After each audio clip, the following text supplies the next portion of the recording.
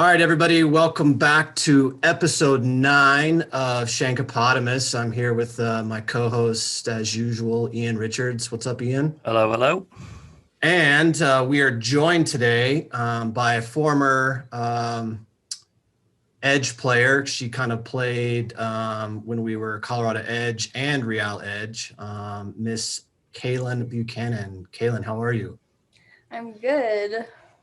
Awesome. Thanks for joining us today. Of course, I'm excited to be here. Yeah. So just to kind of give our listeners and viewers kind of a little history about yourself, just kind of tell us a little bit about yourself, kind of, where you grew up, kind of how you got involved into soccer, kind of just a little backstory there with that. Yeah, so hi, my name is Kaylyn Buchanan. I'm currently a freshman at Idaho State University. I grew up in Lakewood, Colorado, and I started playing soccer when I was 3 years old. I started playing at the Edge when I was 5, I think. So I was playing like rec soccer before that, and then I went to Edge. And then when I was like 5, 6, I originally hated soccer and I didn't want to play soccer when I was little. But then I just kind of flipped the switch when I was like 8 or 9, and I was like, yeah, like I really like this. So I really got into it. And like Jay said, I've been playing for Edge since then. And I was here when we became affiliated with Real, and that was pretty cool. I was on the junior board as well while I was part of the club, and that was pretty cool to be a part of. I've been coached by Jay, Adam when he was here, and Ryan as well. And yeah, so now I'm at Idaho State and still playing soccer. That's awesome. What kind of give us a little bit of a backstory of like your experience with the club when you started? You said you started when you were 5 or 6, and then kind of just that development piece going from rec to I can't remember if we had academy when you were there. I think it was almost starting, or we were trying to get it going right kind of when you were at that age. And then that kind of competitive, going into competitive soccer and that path there. Yeah, so when I was little, I obviously wasn't playing soccer to be like super competitive or anything. I think it really started to get to a competitive level when I was like 8 or 9. And then I officially started competitive soccer when I was 11. And that's when I started playing for Jay's team. And before that, I played on a team called the Little Devils. And then Nice. yeah. And as I progressed through competitive soccer, 11 to 18 years old, I've had a lot of experience. I've played in a lot of state cups, and I played in a President's Cup my first or second year, I think. And then it was state cup after that. The summer before, the summer before my freshman year of high school, we went to regionals for the state cup, and that was really fun. That was in Boise, Idaho. So kind of funny that I'm back here after that. And then I think it was my junior year of high school, the summer before my senior year, my team, the O2s, we kind of combined with some of the O3s, and we played for the U.S. Club National Championship, and we won that. And that was probably one of the highlights of my career at Real Edge, and that was a lot of fun to be a part of. And, just like the usual traveling to tournaments every year in San Diego, playing in the Real Showcase, playing in the Denver Cup, just a lot of fun stuff that I've had the privilege of being a part of. And it's definitely played a huge role in getting me recruited to play at the next level of soccer. So I'm very thankful to have been a part of that process and to have had so much fun in it as well. That's awesome. I want to go back to the Little Devils. Did you say the team was? Yeah. Did you have any sort of cool, like it seems like all the little guys' teams wear like their own unique socks or shorts, or there's like an item of kit. It seems like all these little ones that Dave Roberts looks after. Did you have anything like that, like a tie-dye socks or something cool? We actually had a cool uniform set where it like had the name Little Devils across the front of the jersey, and then we had socks with little devil heads on it, and it was really fun. And we just kind of got a bunch of gear, like we made sweatshirts, we made beanies, we just like, it was kind of like our brand name for those 2 years. That's cool. That probably helped you kind of foster the love of the game, right? Leading you into kind of a competitive program. It's so cool when we see the little guys in Dave's program that have got those whatever it is, stars and stripes or like leopard print or something cool that helps them kind of build their love for the game and then onto more competitive stuff. That's awesome that you did too. That's why I wanted to ask. So yeah. What you kind of talked about it a little bit, but kind of some of your favorite moments especially on the competitive side, because that's where we see some traveling and stuff like that to out of state tournaments. Kind of what were some of your favorite moments growing up from from younger age all the way through with that stuff? Yeah, I mean, there's been a lot of, intense games that have resulted in a win, and it's just been like the best feeling ever, when you're a part of it. But I would definitely say that some of my highlights, the memories that I kind of look back on are Surf Cup was always just a blast when we went, and it was just such a fun trip. And the closer that I got to my team and my teammates that when we traveled, like it just made the whole trip so much more fun because you're with your best friends, you're playing games in a beautiful place and you're having fun. You're playing teams that are incredibly good and like you haven't seen them before, so they're new, they're exciting. And then not to mention you're in front of college coaches as well. So that's always a thrill to, have that pressure on you, I guess, but it's a good kind of pressure.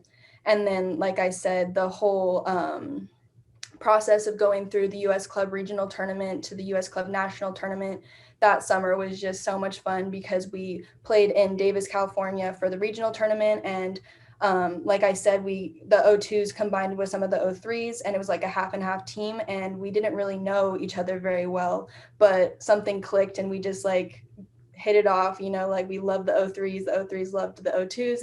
It was so much fun. It was like a bonding experience. And we had a lot of success at that tournament. We got second place by, I think it was 1 goal. It was rough, but then we still advanced to the nationals, and that was in Colorado, so we didn't have to go very far for that. And like I said, I think that some of the girls on the team, like they weren't expecting us to have that much success, and we really pulled together and we had a great time, but it was also good soccer. And that was just like, I will never forget how it felt to win that national championship. Awesome. I want to ask you about, you just mentioned the college coaches and knowing there's like that little bit of pressure when you go to those types of events. How did you do anything special to prepare yourself ahead of traveling tournaments or important games, or can you or do you still kind of go through any sort of mental process for just kind of bringing yourself down to be level and apply yourself the best you can? Yeah, I think that was definitely a learning process for me when I was part of the club, and it benefited me, like I'm definitely a better player because of it. But I think that I finally realized in that process, like it doesn't matter who's watching, like I just need to play my game. And if a coach likes me for what I'm doing, then I would like to, that is going to make me pursue interest in that school because, they like how I play. I'm not trying to play for necessarily anybody else. I'm not trying to play for anybody's particular style that they prefer. Like I'm just playing how I know how to play, and I'm playing how I love to play. So it took me a while to realize it because I think that going into it at first, I was like, okay, I need to please these coaches. I need to give them what they want to see. But what they want to see is what I know how to do. And at the end of the day, like that's all I can do because that's what I know how to do best. So I think that mentally going into those games, especially towards the end of my club career, when I started to really get deeper into that college recruiting process, it was more of just like, hey, like if they like you, they like you. If they don't, they don't. But that doesn't necessarily reflect who I am as a player. It doesn't reflect who I am as a person. So just going to keep doing me. And if they like it, then I'll pursue that, Yeah, it'll all work out in the end, right? Yeah. Cool. You chose Idaho State. That's where you're currently at, Division I program. Tell everyone kind of what that path, why Idaho State, what drew you to that university, and ultimately, was the deciding factor in terms of why you chose to go there? Yeah, so I think it was meant to be, because Idaho State kind of came out of the blue. It wasn't necessarily a school that I considered at the beginning. It wasn't like, I didn't really know about it, to be honest with you, until the coaches reached out to me and they liked how I played at the Vegas showcase and they wanted to see more. So they invited me to their ID camp.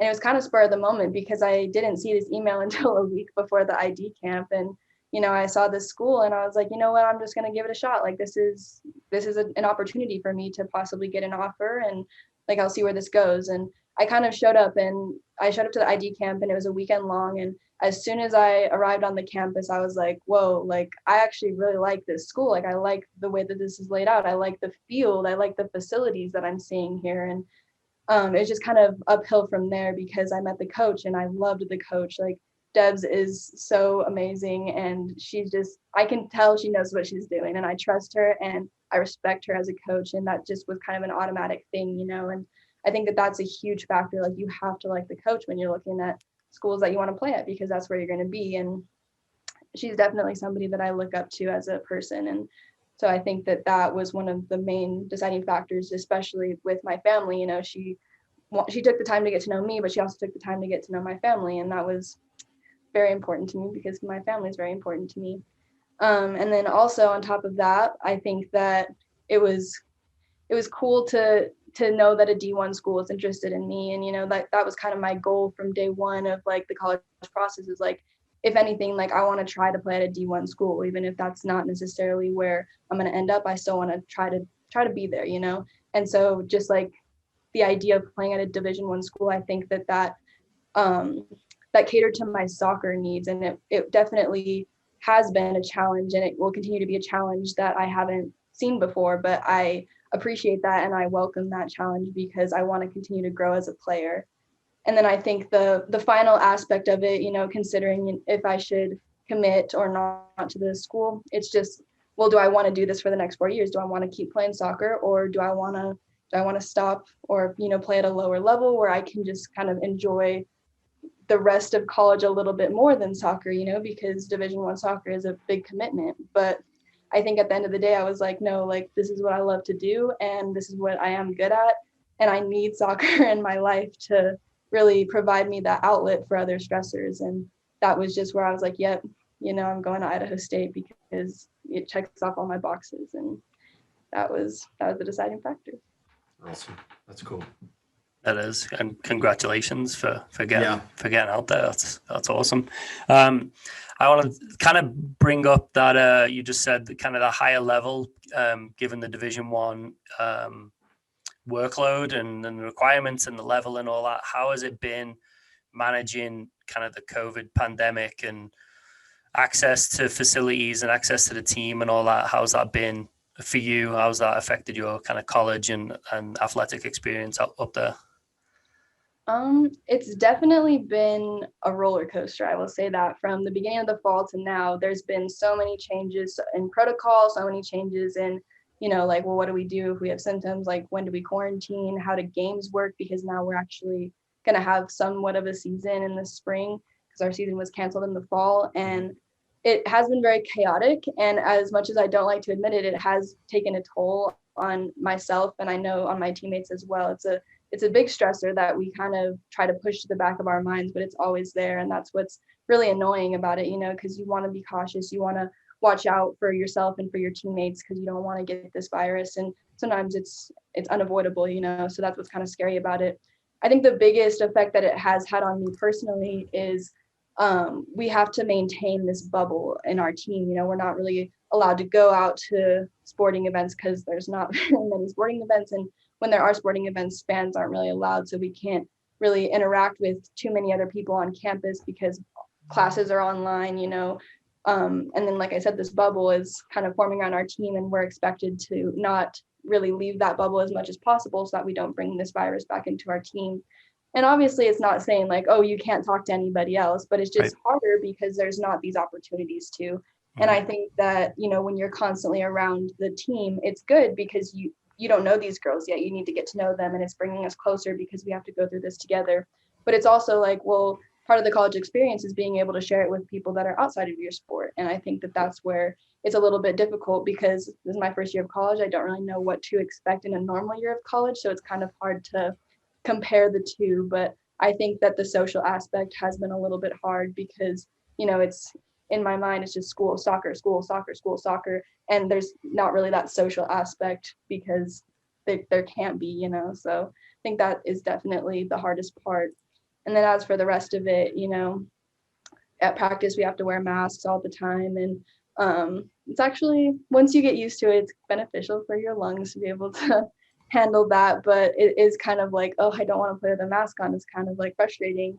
And just little things like that. It's like mentally, you kind of like your focus drifts to that instead of what it needs to be focusing on. So I think, like I said, it's a stressor that exists in the back of our minds and it's just always there. So it just makes the whole experience just a little bit more stressful than what it would be if it was just a normal year. Yep. Yeah. Do you, I was gonna say it's nice having the teammate piece though, right? In a situation like this, right? And having that kind of, kind of voices to kind of ping stuff and ideas off, not having the, like you said, being a freshman and not having that actual college, pseudo college experience that, you thought you were going to have when you entered in there and all this kind of hit. So it's nice to have, right, in those situations. Yeah, for sure. My roommates, I live with 3 other girls, and we live in kind of like this apartment style living, and they're all on the soccer team as well. And they're like my best friends here. We've been through it all, and it's just so nice to be able to come back to our room and just like talk about practice or school or whatever we need to talk about. Like, I know that I can talk to them and I trust them 100% with anything. And I know they're going to be there for me. So I think that is really important for me, like mentally and emotionally, especially this far from home, but also on the field, like when we step on the field together, it's like, I know that I can trust them because I know what they're like off the field. And I know that they're going to be there for me on the field as well. So it's really comforting to have, for sure. Excellent. What does your typical day look like at the moment then, if you're kind of back in the swing of practices or workouts or whatever? Give everyone an idea of what that Division 1 kind of daily routine looks like. Yeah, so it kind of depends on the day, but the weekdays are typically, we lift once a week, and that's on Mondays. The rest of the days of the week are training at 8 a.m. And then I typically come back, eat something, shower, get ready for the day, and then I go straight to class. And then after class, I'll have a meeting with my academic advisor, just kind of like checking in, making sure I'm set for the weekends, because Fridays we have to miss because of game days and traveling and stuff. So making sure that I'm caught up with all my classwork, my grades are okay, I'm contacting my teachers, that sort of thing. And then I usually have homework or a quiz or something that I have to take before my next class. And then that goes until like 4:15-ish. And then that's usually like the end of my day, aside from, like homework and then study hall that I have to do. We have to do like 6 hours of study hall a week, just as freshmen though. So I'm ready for that to be right. over with. But yeah, it's like, I feel like, me saying it out loud, it doesn't sound like that much because these are kind of like big portions of the day, but it does get to be a lot during the week because I'm going from, practice to class to homework to class to homework to sleeping. And I usually try to sleep pretty early, like I pass out because I'm so tired, but, getting good sleep is so important, especially for me. I can't run on, less than 7 hours. Right. And then on weekends, Fridays, game day, Saturday, we have like recovery session. Sunday is either game day or we have a hard practice to adjust our bodies to, that back-to-back game. Mm-hmm. And then it's back to training on Monday. So. How much in person are you with school, and how much has that changed from the fall to now? Are you guys doing everything in person, or is there some hybrid stuff with online stuff? How does that look for you? So most of my classes, I'm taking 4 classes right now. All the lectures are online, and then I'm taking chemistry. So there's the lecture and then there's the lab. So every other Tuesday, I go to the lab for 4 hours. And then on the alternating Tuesdays, I have the lab online. So it doesn't take as long because I don't have to actually conduct the experiment. So that's nice. I appreciate that. But everything else is online. In the fall, there was more of a hybrid class schedule where you would go in one week and then have online the next week just to lessen the class sizes. But towards the end of the semester, most of my teachers were just like, I'm just going to go online because I would feel more comfortable going online. So it was more optional in the fall than now. It's pretty much all online. Damn. Perfect. I got one question left. You got anything else, Ian? I was potentially going to ask about the role you did on the junior board at Edge, and kind of what that entailed, and because to be honest, I don't even know, and I'm on the staff.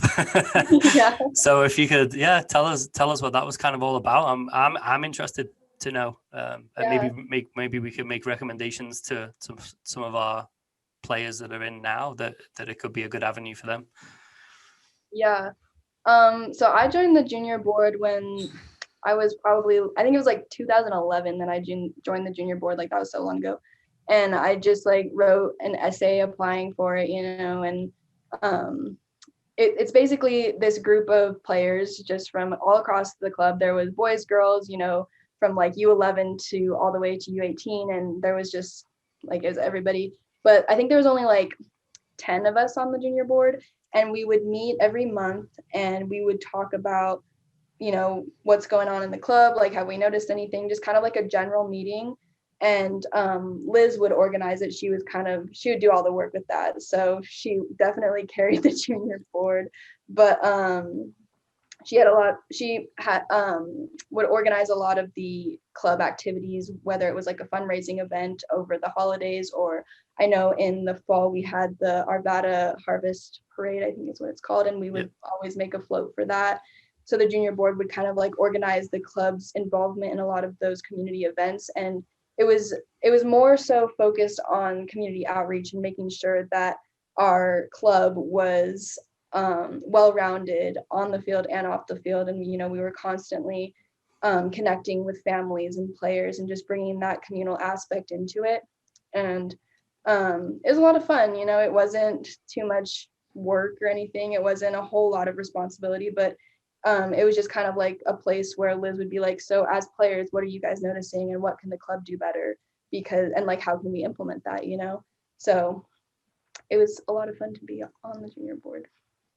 Yeah, that was Liz's baby. I think she's the one that created that for you guys. And I thought there was some good stuff from it as well. Yeah. Last thing I have is I kind of just want you to kind of explain or talk about why Edge? Why did you? I know your path. I've since you were probably 9 or 10 years old, I've known you, which makes me really old as well now.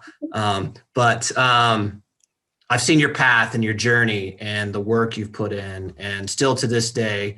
And I've told you this. You're still one of my favorites in terms of getting to just be a part of that journey and on that path that you had. So I know you had opportunities to, especially when you got older, to maybe go to different clubs and go play for different teams. So I kind of want you to talk about why you stuck with us and what was it about our club and what we were doing at that time for you personally. For you to commit to us during that time. And then just any advice that you would give to our younger players that's kind of, getting ready to take this journey and potentially go into college and stuff like that. If you have some stuff for us with that. Yeah. There was definitely a lot of factors that kind of I never wanted to leave the club. And I think the main one was just the fact that I loved my teammates and they were my friends. I'm still friends with girls that I played with when I was 8 years old, and you really establish these relationships, and they're the kind of friendships where you don't need to hang out every day. You can see each other at soccer practice, and then you can go the entire winter season without seeing them or playing with them, and then you just step on the field in the spring and you guys are best friends again. And it just, that one of those relationships, and those are the most valuable in my opinion, because you can just pick up where you left off. And with my teammates and with that connection that I had with them, you know, we would go through so much together. We would go through tryouts every year. We would go through coach transitions as well. And we just went through so much. And the idea of like leaving that all behind to go to a new club, like obviously I would probably make new friends at a new club, but it didn't seem like soccer would still be fun without it. And I think that that's why I valued it so much, was because I valued my team, and I felt like I owed it to them to have this loyalty, you know, like to be there for them because they were there for me. And so I never really wanted to go to another club, because like then soccer didn't seem as fun anymore. And I think that another reason is because of the coaching staff. And there was not a single coach that I had that I disliked. Like I loved all of my coaches at the club, and I learned something from every single one of them. Well, at least one thing. I learned multiple things, but and I just, again, I felt this this loyalty to them. You know, I didn't want to go to another club, take what they taught me and bring it to some other team. You know, like I wanted to show what I had and to use what I had for this club. And I think that that was just always in the back of my mind, you know, because there were people who were like, well, why don't you just go to another club? You know, you might get more college exposure, blah, blah, blah. Like they would always say stuff like that. And it was just kind of like, no, like it just didn't feel right. Like inside of my heart, like I just didn't want to leave everything behind that I had been with for so long. So I think that the teammates and the community and the coaches, it was all just there for me. And I relied on it and it relied on me. So it's just that interconnection. And as for advice that I would have for younger players, and do you mean advice like with the college recruiting process, or just? You know, I mean, I think anything. I mean, I think, you know, for me, you know, seeing you as a young player at U11 competitive, your first competitive experience, and the work you've put in from then until now, I mean, even, you know, going into college, you know, just, you know, anything in that environment. It could be college related too, but just, you know, the work that you put in and where you're at now is a testament to you and the mentality that you had and your personality and all that stuff. So just anything helpful in those regards for any younger player. Okay. I think that the biggest piece of advice that I would give is I've had time to reflect on it since I've, you know, started playing college soccer, because it is a lot different than what I've grown up playing, because it's more of a commitment and like almost like a job to play college soccer. But so I've gone through moments where mentally I'm like, wow, like is this really what I want to do? You know, like this is so much time that I'm spending playing the sport. And it's like, well, why did I want to do this in the first place? You know, and I kind of go back to that simple question, like, why am I playing college soccer? Like, you know, why did I choose this? And it's always because I loved it. And because I think about, you know, all these times where I, you know, have been tired. I don't want to go to my games on the weekends because I'm tired, or I don't want to go practice. I'm tired. I have too much homework, blah, blah, blah. And it's like, as soon as I get there, as soon as I put my cleats on, step on the field, it's a whole different environment. Like something in my brain is like, I only focus on what's going on the field. And that's just where I'm at, and where everything goes that's stressing me out, that's, you know, pissing me off, whatever, it just goes straight onto the field. And I love it. And I have so much fun doing it. And I wouldn't trade that feeling for the world. And if I can just do it for as long as possible, I'm going to do it for as long as possible, because of that feeling and that adrenaline and just like that, I don't know, that favor that soccer does for me. You know, it's really just somewhere where I can just put everything, and I don't know what I would do without it. So I think that when I get into that tough spot mentally where I'm like, this is so much work, oh my gosh, you know, why am I doing this? It's because like soccer has been there for me my entire life. You know, I can trust soccer over anything, anyone, because it's always been there. And so I want it to be there for as long as it can be. Cool. And a pissed off KK was always my favorite KK, especially on the field, just so you know. Yeah. It's always a treat. So I was always glad that you were on our team when that happened. Yes. Yeah.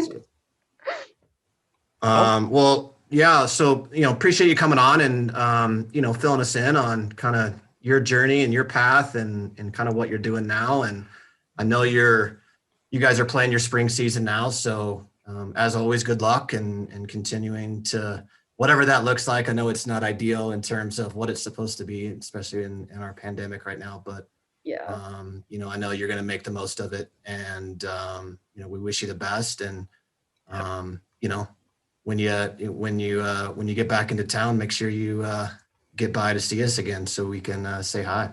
Of course. Thank you so much. Yep. Thanks again. Yep. All right, Jay. So we're gonna chat again after a little break, right? Yep. We're gonna talk soccer. We're gonna talk Denver Winter Invitational that took place last weekend, right? And you were on the field at the delightful Rooney Road. Yep. In the 80-mile-an-hour winds. While I was Spring at home. soccer. Yeah, I was at home because my program didn't play. Spring soccer at its best.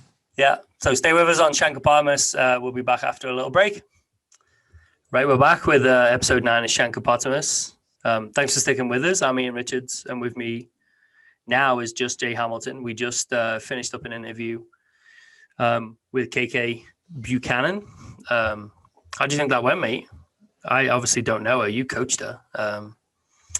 It was great to hear from her and everything that obviously she's currently or has achieved and hopefully will continue to achieve. And I thought it was awesome. I mean, just having a past player come back and kind of tell their story, and I think we asked her that question of why Edge, and she had other opportunities potentially to go play on maybe higher level teams or a different club and stuff like that. And I think she's just it's that story of if you like your environment that you're in, you enjoy the coaches, you enjoy your teammates, right? You can still achieve whatever goals and dreams that you're looking for. You don't have to go chase something to get those things, right? And she was still able to get that Division I offer,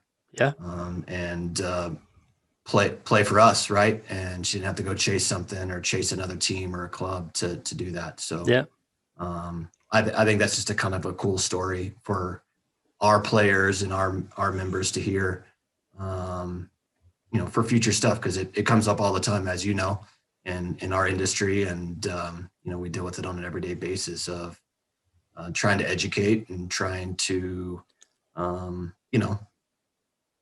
explain ourselves and why we do things. And so it's just a kind of a cool story to hear. Yeah, and our club we're kind of in our own little space. We fit in the hierarchy of Colorado youth soccer, Region 4 youth soccer, and then the national type of level is like you accept your spot in that sense. We don't have those acronym elite level offerings, but that doesn't mean that we can't offer a good environment. We can't foster development and ultimately send players off to higher levels. So many players will, and that's okay. But it doesn't mean you have to. It's just for me. It's just obviously she's a great kid. Great family, and she was always a pleasure to be around and a pleasure to coach. And she mentioned it many as times, but she's was part of that team that has our only national championship within the club, which is a pretty cool feather in the cap for her in terms of that piece. And so it's something that she brought up many times as a memorable moment, kind of growing up in the club and stuff like that. So and she'll remember that forever, alongside like she said, like not just teammates but friends. Like if I think back to my youth, like the team I played for was pretty successful, but they're all my best mates, like as well. Like, and I stay in touch with many of them, and we were one of the better teams around. So it wasn't like I was going to leave and go anywhere. This is like club level stuff. Obviously, I was in the academy. What is the academy system? It wasn't called that back then, but I went. Even when I played at for a professional club in the youth ranks was like, I had teammates that I was like, oh, like we're all trying to achieve something and get somewhere, and potentially Right. like we want to be a professional player, but there were players alongside and be on the field or within the squad that you're like, I wouldn't hang out with you socially. Right. But Yeah, it's totally different in that aspect, right? When yeah, and that can happen, it's that, obviously. yeah. Um, Yeah, it happens not at the highest levels, right? yeah, Everybody's trying to achieve their own thing, right? And necessarily doesn't come together as a team or whatever it may be. So, just a cool story. I'm glad we got her on, and it was kind of a last minute thing. We were kind of scrambling, trying to find someone, and so she found time, and obviously her busy schedule, right? she's about to, or she currently is, right in the thick of it. They're planning their season, so it was cool for her to kind of take some time out of her busy schedule to come in and chat with us. Yeah, it was good. Give us some insight on kind of her career and what she did. So just kind of a cool little story. Hopefully, like you say, inspiring for. Yeah. The last piece that we talked about was advice for any, the up and comings, current high school age, all the way down, really, even to the players that I might, be coaching at the moment that maybe have that ambition or for parents that may watch this to hear from a player who's kind of currently in it and been there, seen it and done it in a club level. And but yeah, she was, and I think it was cool. The other thing I took from it was, obviously her dream was Division I, but you never heard her say it was Division I or bust, right? She wanted to accept whatever came her way.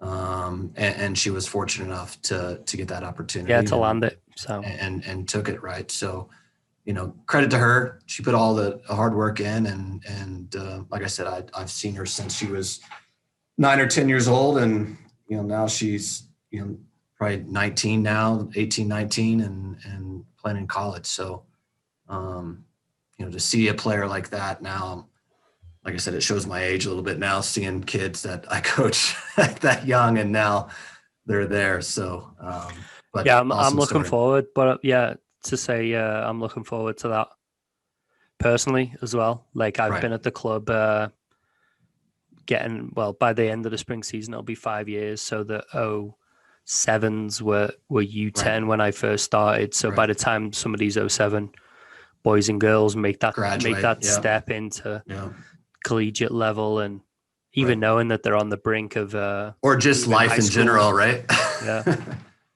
I'm trying to think back of being on the East Coast, the players and families that I was in touch with, and there's not many that stand out. I mean, I've been in the country now for 11 years, and mainly I've worked with those younger levels the whole time. So I'm still waiting for those kids that I was around to kind of step into even adulthood, like you say. It's the family I very first lived with, and when I first jumped over, their son was born. It was in '97, so he's like, what would that make him, like 23 now? He's been through college. He didn't play. He played club soccer in the town. The family, his dad was club president, so I lived with them as part of the little deal that Red Bulls struck with the local town team. I basically lived in their guest room for 3 months, and I was like the club trainer for 3 months, coached all the teams. And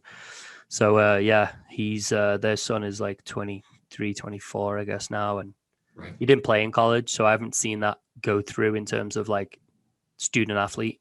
But to be in touch with them and kind of check in with how their son's doing is also pretty cool, just in life, in terms of what he studied and what he's doing with his professional life now as a young adult. So, but that was great I'm thankful that you reached out to KK and that she was able to do it. It was cool. Yeah, it was fantastic, and I'm glad. Like I said, I'm glad she got on, and we told her this, but obviously, good luck in her kind of makeshift spring season that they have dealing with COVID and all that. But just, I'm glad that they're getting to play, and as all of our kids are getting to play for that.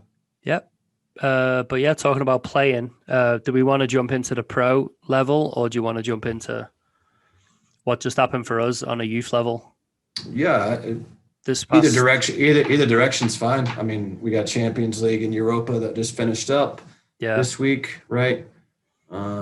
Anything stand out to you on that? No, we mentioned it in Creasy's episode after we'd interviewed with Adam about this. Like, is there an advantage with the neutral venue versus no fans in your own venue, and so on and so on? And like today, we're recording on Thursday. Again, we've just seen Arsenal had to play in a neutral venue for their second leg in Greece. They played at Olympiakos' stadium as the home team and nearly came unstuck. And last week, Benfica were the home team, and I can't. They played in Rome. Yeah, they played Rome, or I think it was Italy, Romania, or somebody something like that. Yeah. I think it was in Italy at the Lazio and Roma's shared stadium. I think they share. But anyway, so the two legs have gone through, and neither team have truly had a home field advantage. Obviously, there's no fans, which is almost a separate issue. But to see Arsenal they scored late to take that go-ahead goal. Yeah, it was a great game today. But then in the same kind of vein, Manchester United were able to host within their own stadium. Leicester was hosting. Leicester were able to invite Slavia Prague to the KP, and others as well. Rangers hosted at Ibrox in Glasgow. But Arsenal's, obviously, there must have been something going on with the Portuguese authorities that said you couldn't travel. Yeah, you can't go to the UK. Right. So, we mentioned last week with Creasy, right? Like, was there a disadvantage to that? Obviously, Liverpool in the Champions League went to Budapest, and Leipzig with the home team, and Liverpool went 2-0. There's been 8 games now in Champions, and 7 of the 8 were away wins. Yep. So I mean, it kind of plays into that piece of what I said last week of having no fans. How big of a deal is that? And kind of plays into that piece, right? Yeah, seems that these visiting teams are traveling in, and there's not that hostile. Yeah. Or just giving that energy, right? So that, like I said, when you've been to many games. I've only been to a handful, but talking about that time I went to Old Trafford and United, just the energy that I can only imagine those players on the field getting in that moment, playing at home. visiting players as well, being intimidated by that. Yeah, the intimidation piece, and then also the motivational piece of having 70,000 people cheering you on, right? So not having that, I think it takes a special player, right? That mental kind of fortitude of trying to find that energy somewhere. Yeah, find something. Right. And certain teams and certain clubs have they'll chant certain things in a certain minute. Right. I know this because of working at the Red Bulls for 5 years and going to all their home games, mainly as staff. They sing a certain song when it hits 44 for some reason, right a minute before halftime. There's a certain chant that the 3 supporter sections they have behind the goal there in the South Ward, they build themselves up to, and it hits 44-0-0, and it's bang, go time. Right. And maybe it's a conscious thing to give the team that last minute plus injury time, little spurt, we might get a goal before half time, and it's a consistent thing. And I'm sure they didn't invent it. I'm sure there's plenty of other clubs around the world that probably have the little routines. Yeah, little structure, and home players learn that, and you hear that. Maybe you lose track of time on the field and you hear that chant, you're like, oh, and it gives you that little 5% extra, and you nick a goal before half time or whatever. And without all of that, obviously it's like you say, the evidence is there with this round of 16. Yeah. 7 out of 8 road teams. It'll be interesting to see. And granted, I feel like, just looking back at over those games, probably 6 of the 8 of the favorites won.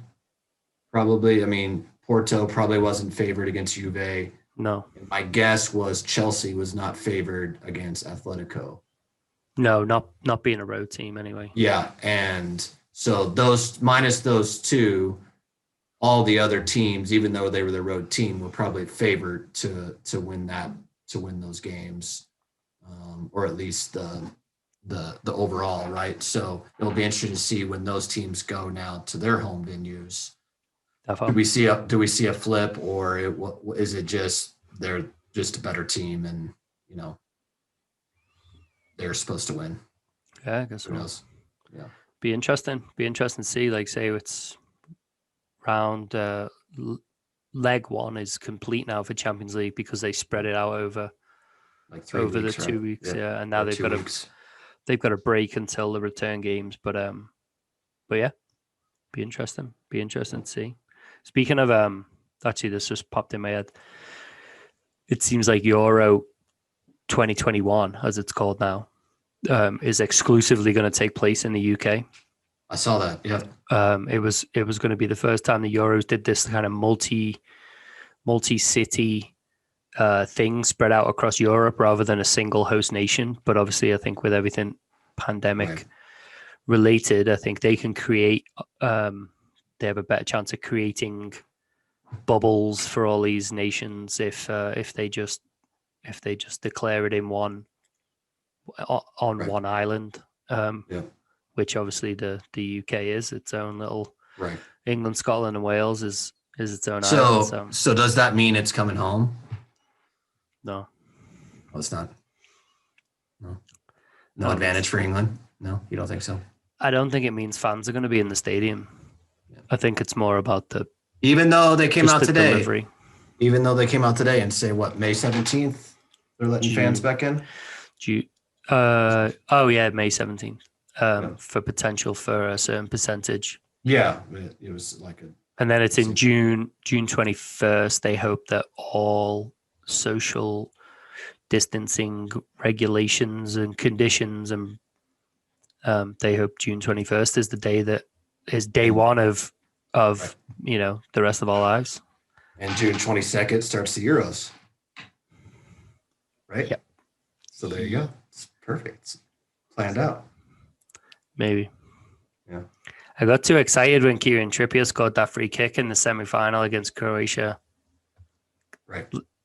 I thought it was coming home when Kieran Trippier hit the back of the net, and that didn't. I think a lot of people did. Yeah, I just didn't see how England were going to lose that game after starting so well, but they found a way. That's the story of my life. So it's a bad dream over and over, right? Yeah. So, that's it for that Champions League European stuff, right? Or is it 2? Did you say it was 2 or 3 weeks now until the second leg of Champions League? I want to say it was 3 from when they played. So obviously those first games were last week. So 2 weeks from now, basically. I still haven't found out why they're doing that. Our guess was COVID related and the travel piece and stuff like that, which makes sense. It's weird that Europa is doing it, kind of like normal, where they're doing it back to back, right? So there's more teams, and it's still true. It was at 32. It was 32 still, so they got to get it to 16. Any surprises there for you on that one? Europa? Yeah. Maybe Leicester throwing it away at home. Yeah, that was probably the surprise there. Just as a result, I didn't follow or watch the game, but thought they'd take care of business. And even on the Golasso show, right at halftime, I think all those pundits like Gus Poyet and the boys were like, Leicester will get it done. I think they'll figure it out, right? They'll turn the screw, they'll get it done, and obviously it went 2-0 the other way. So right. Maybe that one. Young boys coming, overcoming Leverkusen. Yep. Even though they had a first leg lead. Yeah, they were 4-3, I think, on the first leg, right? They went on the road to Germany and won 2-0 to win 6-3. Yep. Maybe that one, but maybe we could give the Swiss teams more credit. It's just on paper. I just don't. I didn't. Leverkusen a pretty reputable team, not doing too badly. So Rangers obviously scoring a bunch of goals with Slippy G at the helm. I think we talked about that last week about it kind of being like an academy game, and the aggregate finished that way as well. 9-5, right? 9-5. Defense optional. Yeah, that's an academy game. Yeah, who teaches defense anyways? It's no fun. Yeah. It's silly. It's no fun. No. Yeah, Slippy's doing all right, and he hasn't lost in 38 games this season they played. So that was, and it was 1-1 at halftime. Today it finished 5-2, and it was 1-1 at half. Right. Trying to think of anyone else that may have caught my eye. Wasn't really. Yeah, I didn't notice of anyone that surprising. I mean, our game was quite uneventful, rightfully so. I mean, took a nap with the newborn, I think. I mean, I didn't. I was the only thing I was upset about was just kind of personnel, right? Having to play Chelsea on the weekend, and don't understand why Bruno and Rashford and a couple of these guys were playing, but look, they only played a half, I guess. So wasn't like they put on a full 90. I'm really glad we rested Maguire, so that was good. So make sure our defense is solid on the weekend. Some sarcasm there. Sorry. But plus for Ollie and the boys was Shola Shoretire and Ahmad Diallo got on the pitch, got on the field got a run out.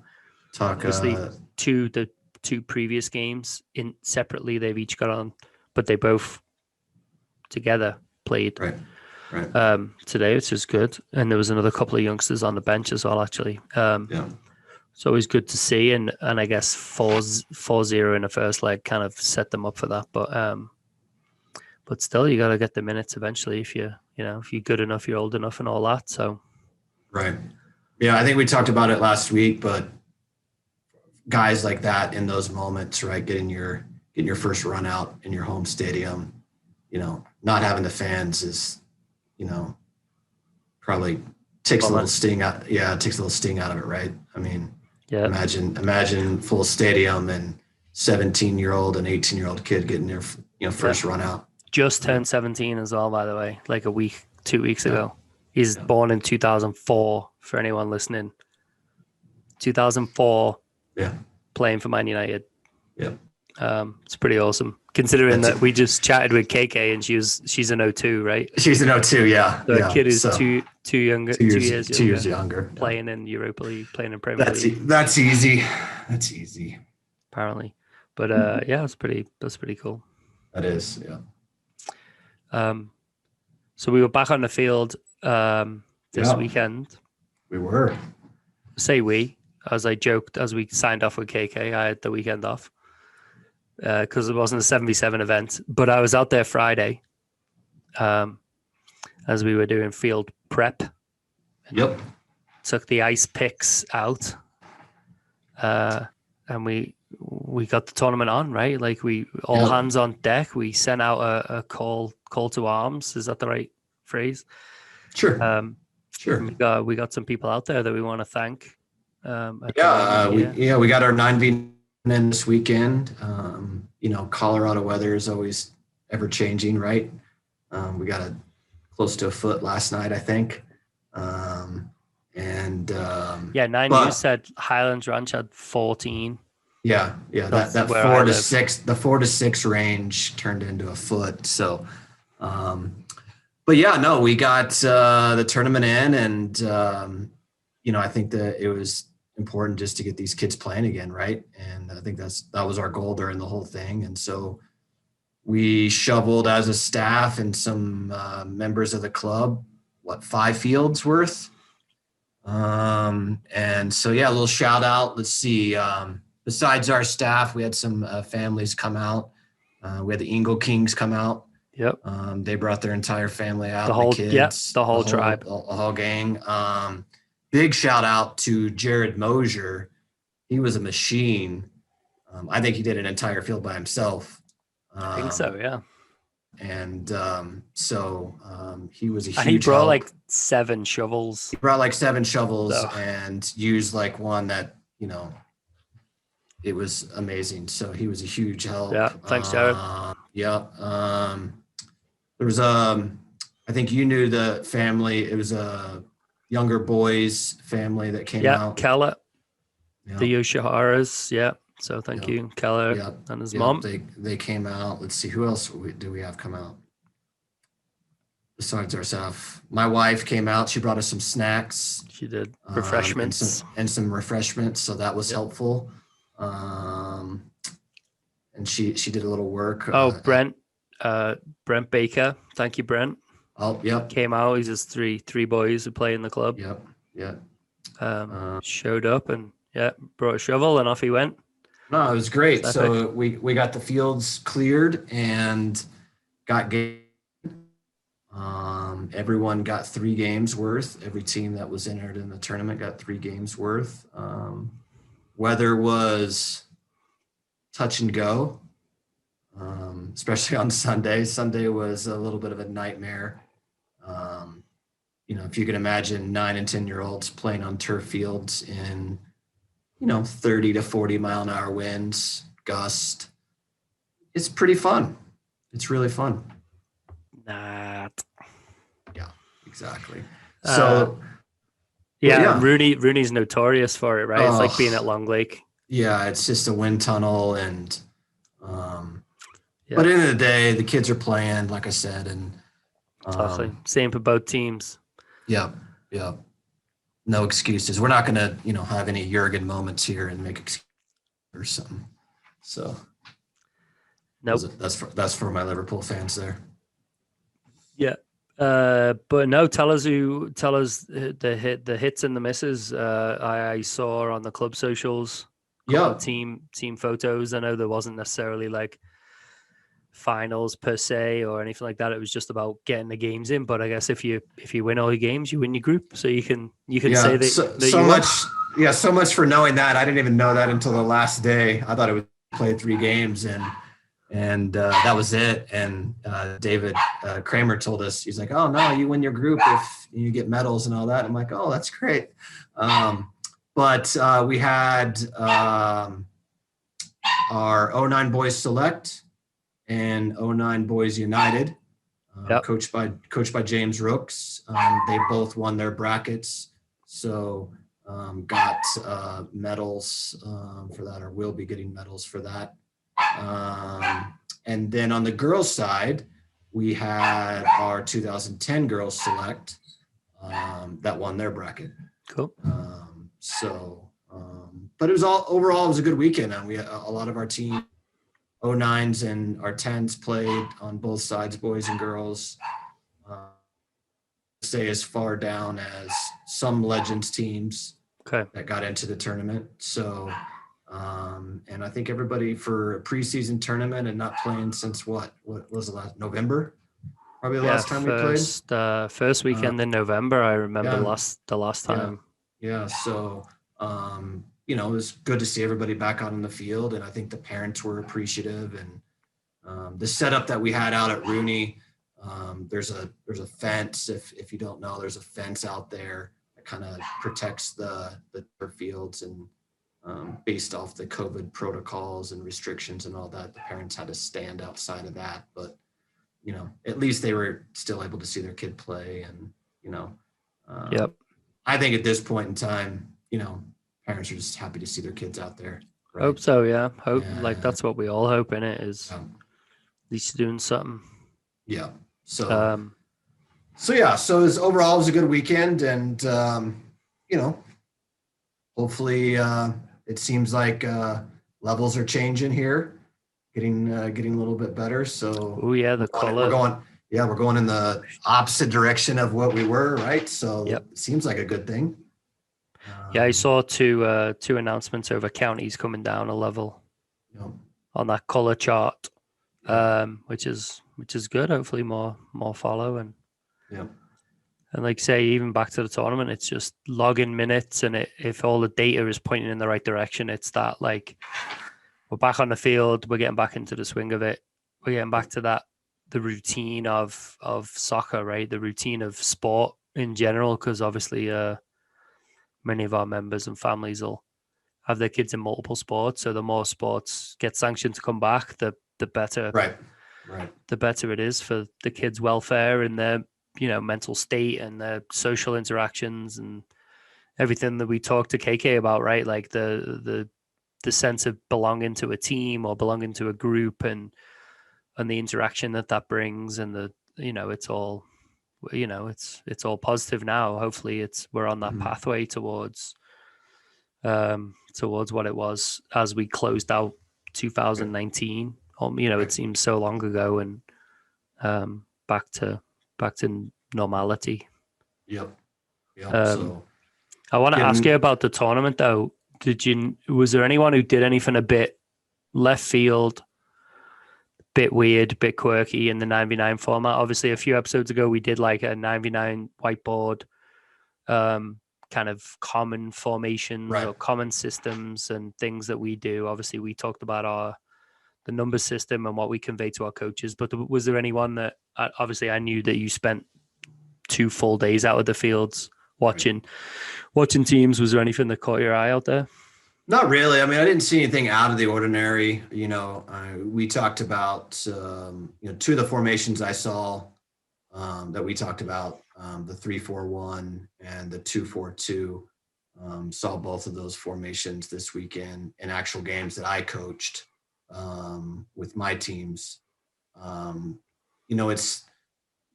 It's preseason, so maybe people are trying different things, but it wasn't anything out of the ordinary that you're like, whoa, like, what are you guys doing here? This seems like a bit odd.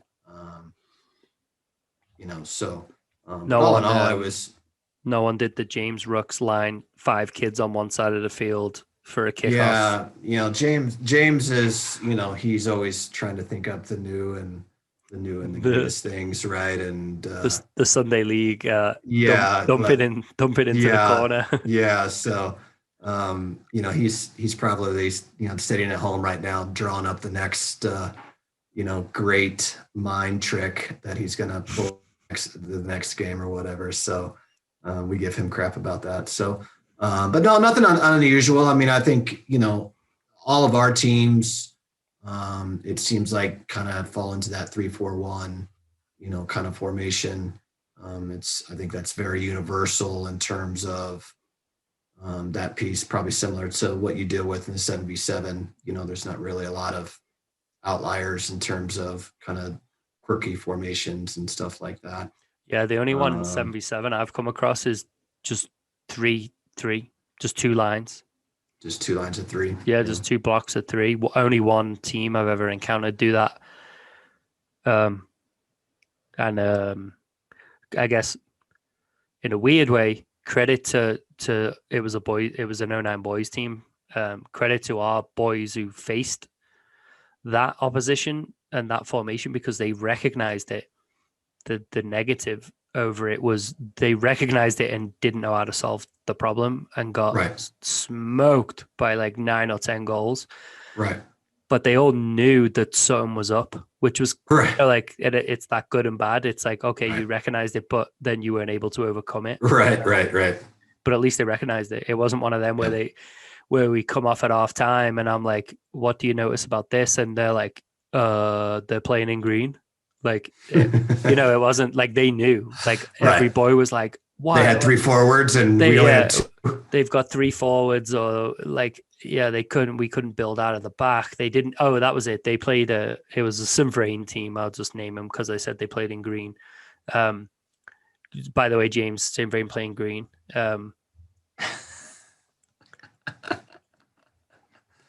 Sorry, James. Sorry, James. I'm picking on you this episode. They didn't press either. They did 2 banks of 3, and they like usually you've seen the 7v7 stuff. Oh yeah. Everybody goes. It's right? a shot out of a cannon. As soon as the goalie plays the ball and everyone gets excited, go, go, go, whether it's an organized press or a conscious press or just chaos. But Right. St. Vrain just kind of stood there at the build out line and we're like, yeah, what are you going to do? And we couldn't overcome it. But so the kids, to their credit, like say, recognized that was a quirky formation, but they also recognized they're not chasing us. And we were, the halftime talk was the easiest one of the year because I'm like, okay, well, how do you solve that problem? Right. If they don't press you and you have 20 yards of space, what do you do? And they're like, oh yeah, I guess we could just dribble. And you're like, well, Yeah. there you go. So, Yep. that's the quirkiest one I've seen in 7v7, to be honest. Right. But and a game tactic of don't press off the goal kick and see what the opposition do. And obviously it worked Right. for them because it fried our kids' brains. Yeah, on that you get used to a certain thing, right? Seeing it Yeah. all the time, and it's like, okay, somebody's going to be coming, so I know I can do this, and Yeah. this, and Yeah, when they don't do that, you're like, oh crap, like what do I do now? exactly. It was a good. I mean, not a good result, but it was a good learning opportunity for Well, yeah, that particular group. We talked about it at practice the next, over the next couple of days, and it leads to the big the kind of buzz phrase around my program, which is pass versus dribble. right. And when is it the right time to pass and when's it the right time to dribble, etc., etc. It was a good leveler for me as a coach as well, because I'm like, say, you get used to it as a coach, don't you? Like you're used to seeing a certain formation.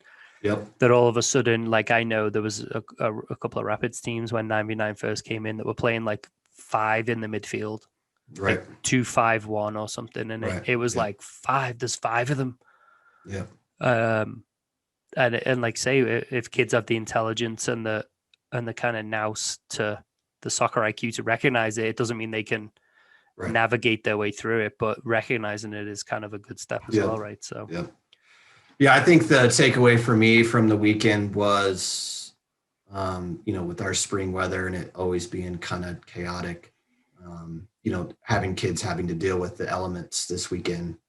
The wind was absolutely brutal, and being from, living in Colorado for as long as I have now, the spring is the worst time. yeah, As you know, and so learning, little teaching moments, even though it was miserable, the kids were miserable. I made a joke in one of my games this weekend. I think it was a 0-0 game as well, with my 10s. In a 60-minute match, I bet if we were filming the game and the camera turned off every time the ball went out and then turned back on when it was back into play, we probably had the ball on the field for 15 minutes, maybe out of a 60-minute match. I mean, it was just, constantly out of bounds, constantly restarting.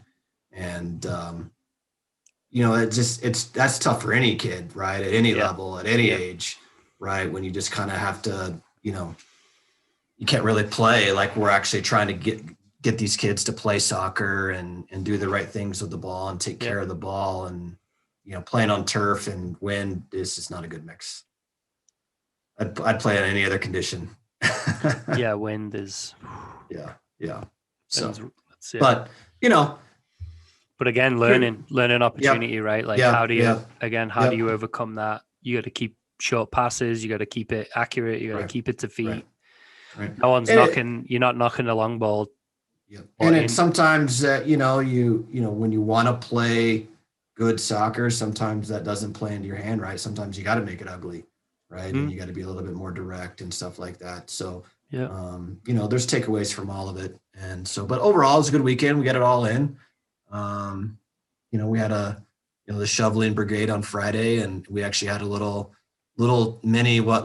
kind of hour storm that came through Saturday night. So we had to get back out there early Sunday morning, and a little delayed start, but got it in, and, no complaints, right? Moving on. Minutes. Moving on to 3 games. 3 games of minutes for the teams that played. Unfortunately, it seems haven't, as in this weekend, there's a tournament this weekend. It's already been chopped.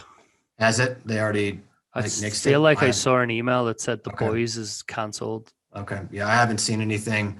But yeah, there's a tournament this weekend, right? We got in 2 weeks time, we have State Cup and President's Cup starting for our high school teams. Girls high school starts first, and then I think the 12s through 14s come in like mid-April, boys and girls. So, and then boys high school ends at the end of the season because of their high school season. So, I'm back out there now. a lot of stuff coming down the tree here pretty soon for us. Yeah.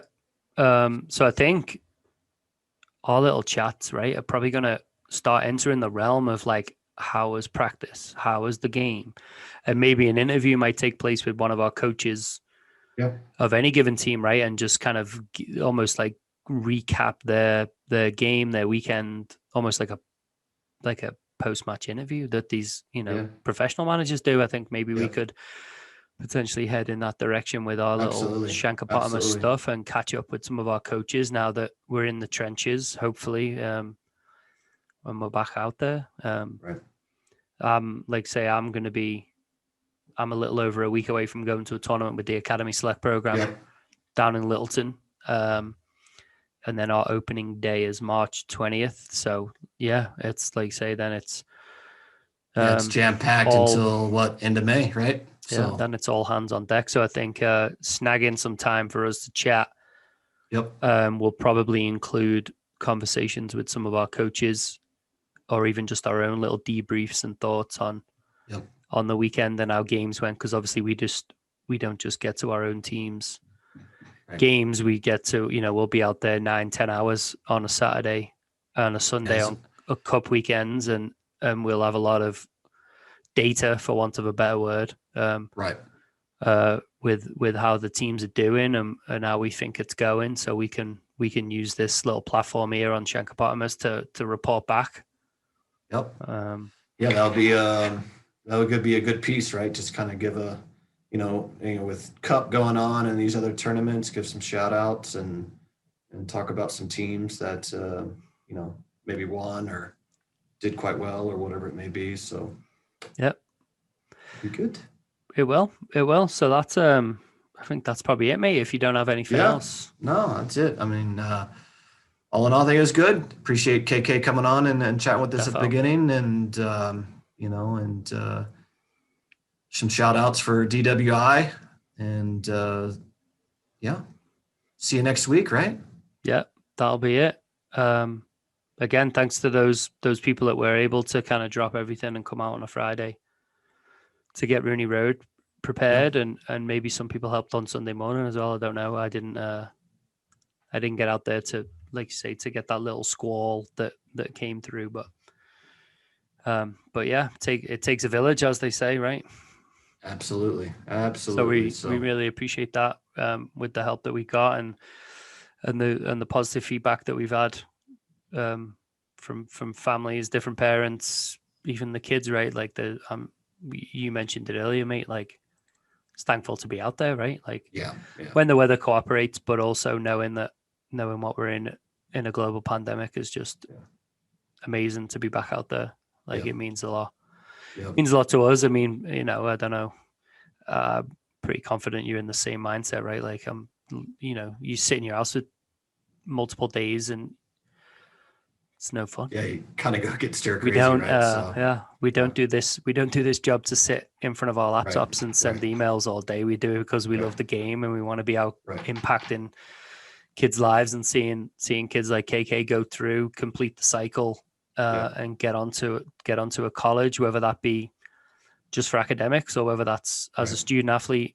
That's why we love our jobs, and hopefully now we're back in the swing of it where it'll continue into a full spring season. It's looking that way, so fingers crossed, and good luck to everyone that's getting their seasons going, right?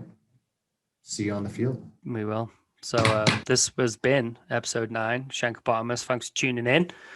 Maybe we'll get back on the whiteboard stuff here in the next few weeks when we get a bit more into the season. But this wraps our episode, and thanks for tuning in. Thanks for sticking it out for however long this runs, and yeah, we'll see you in episode 10.